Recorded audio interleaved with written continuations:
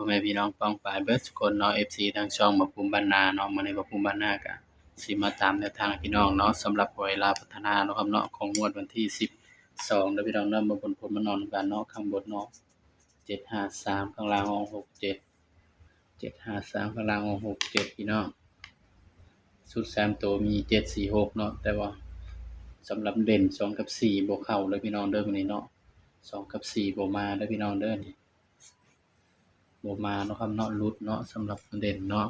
ว่าภูมิต้องกลับมาใช้สูตรเก่าเลยพี่น้องเอ้ยสูตรเด่น3ตัวมา1ตัวเนาะครับเนาะต้องกลับมาใช้สูตรเก่าแล้วเนาะพี่น้องสำหรับงวดนี้ก็ต้องขอโทษขออภัยเนาะครับเนาะไปตามกันต่อเลยพี่น้องงวดวันที่14เด้อพี่น้องเดี๋ยวสิกลับมาใช้สูตรเก่าเนาะครับเนาะสูตรเด่น3ตัวคือเก่าพี่น้องหลายคู่แต่ว่าปังเนาะพี่น้องเนาะหลายคู่แต่ว่ามันชัวร์กว่าเนาะพี่น้องเอาแล้วก็ไปตามกันเลยพี่น้องก่อนสิไปตามแนวทางก็ฝากพ่อแม่พี่น้องป้องปายเนาะช่วยกดไลค์กดแชร์กดติดตามเบาภูมิบ้านนานี่เด้อพี่น้องเด้อฝากให้เป็นกำลังใจเบาภูมินี่เด้อพี่น้อง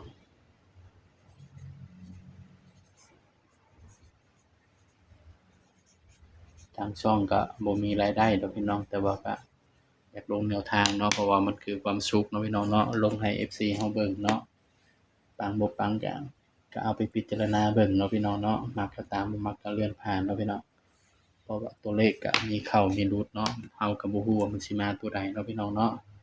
สำหรับเด่น3ตัวมา1ตัวเด้อพี่น้องเด้อ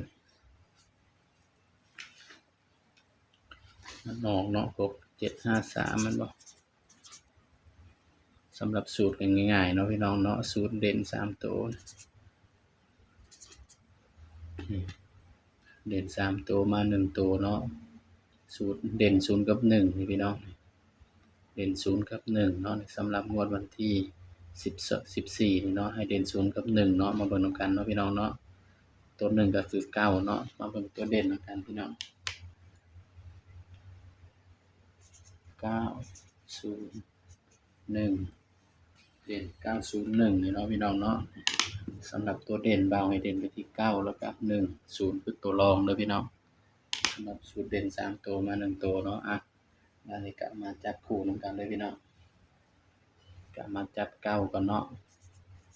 92 93 94เนาะ12บัดนี้0 02 03นี่คือสูตรเด่น3ตัวเนาะเด่น3ตัวมา1ตัวเนาะพี่น้องแต่ว่าเด่นให้เด่น9กับ1 0นี่คือตัวรองเนาะพี่น้องเนาะ0เป็นตัวรองพี่น้องสำหรับสูตรเด่น3ตัวเนาะนี่บ่าวกำลังตีเลยเนาะว่า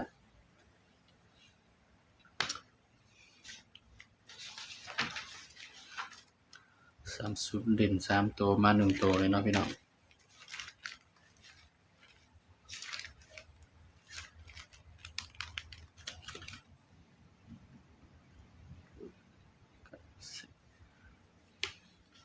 นี่เนาะตามสูตรมันเนาะพี่น้อง8 58นี่58 34นี่ก็มานี่เนาะนี่